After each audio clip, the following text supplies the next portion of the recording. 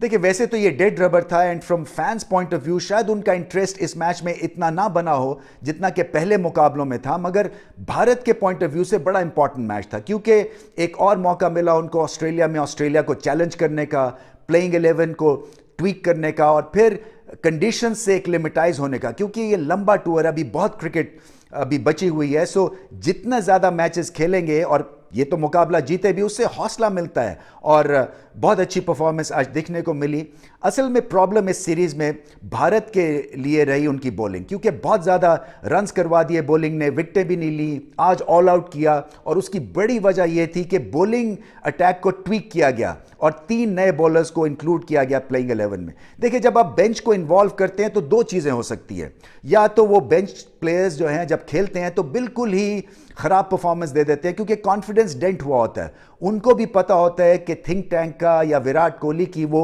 First choice नहीं है और लास्ट रिजॉर्ट समझ के उनको खिलाया गया है। सो जब प्रेशर पड़ता है तो प्रेशर मोमेंट्स में कैसे बॉलिंग करते हैं वो कई दफ़ा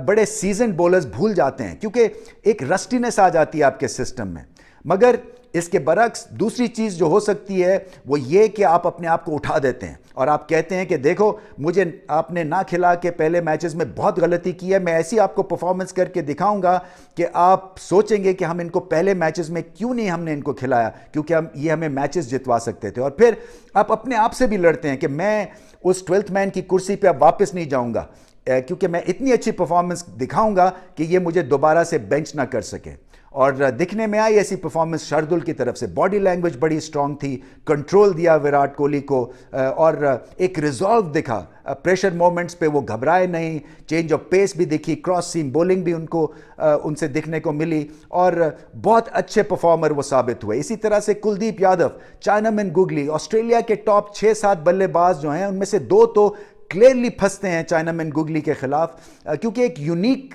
ये बॉलर है इंटरनेशनल सर्किट में, ऐसे बहुत कम बॉलर्स हैं। सो इनका पहले मैचेस में क्यों नहीं इस्तेमाल किया गया, कंट्रोल भी दिया उन्होंने, विकेट्स भी दिलवा सकते थे वो पहले विराट कोहली को। इसी तरह से नटराजन को डेब्यू करवाई गई, पहले तो इनिशियल स्टार्टर्स थे, थोड़ा सा उनका कॉन्फिडेंस लो था, मगर फिर विराट कोहली की तरफ से शाबाश मिली और उन्होंने भी अच्छी बॉलिंग की। वो स्पेशलिस्ट है जैसे हमें पता है यॉर्कर करने के और उनमें भी बेइंतहा पोटेंशियल है। मगर ये जो स्टेज सजाया ये क्लियरली हार्दिक पांड्या और जडेजा की पार्टनरशिप की वजह से ये स्कोर 300 तक पहुंचा क्योंकि इनिंग्स फंस चुकी थी। विराट ने अच्छी बैटिंग की, 50 किया, मगर जो इम्पिटस रिक्वायर्ड था, जो कि एक उड़ान भरनी थी इस इनिंग्स ने, वो एंड में आके उसमें पंप लगाया, फूंक भरी हार्दिक पांड्या और जडेजा ने। हार्दिक पांड्या की बहुत ही आला परफॉर्मेंस रही है इस सीरीज में क्योंकि बड़ा प्रेशर पड़ जाता है आप पे जब आपको पता है आपका एक विंग क्लिप कर दिया गया, आप बॉल नहीं कर सकते, आप ऑलराउंडर कैटेगरी में तो आते हैं, मगर फिर अपनी बैटिंग को सजाना और एक बैट्समैन की तरह सिचुएशन के साथ भिड़ना और अकल के साथ जो है बड़ी शॉट्स लगाना, इस तरह से ये चैलेंज हुए हार्दिक पांड्या और 100 में से 100 नंबर मिलते हैं क्योंकि कहीं इन्होंने खता नहीं खाई और बहुत बड़ी बड़ी इनिंग्स खेली इन्होंने और ये इनिंग्स तो मैच विनिंग इनिंग्स साबित हुई। और जडेजा जो है वो लाजवाब ऑलराउंड क्रिकेटर हैं, बैटिंग, बॉलिंग, फील्डिंग तीनों में जान लगा देते हैं, बड़ी शॉट्स खेली, 150 रन की पार्टनरशिप दोनों ने लगा दी और ये मैच बनाया, सजाया और एंड में जितवाया भी। सो अगर ये पहली चेंजेस कर ली जाती शायद बॉलिंग में तो इंडिया अभी इस वक्त इन रेस होता टू विन द सीरीज। बारकैफ ऑस्ट्रेलिया हमेशा से मुश्किल टूर रहा है और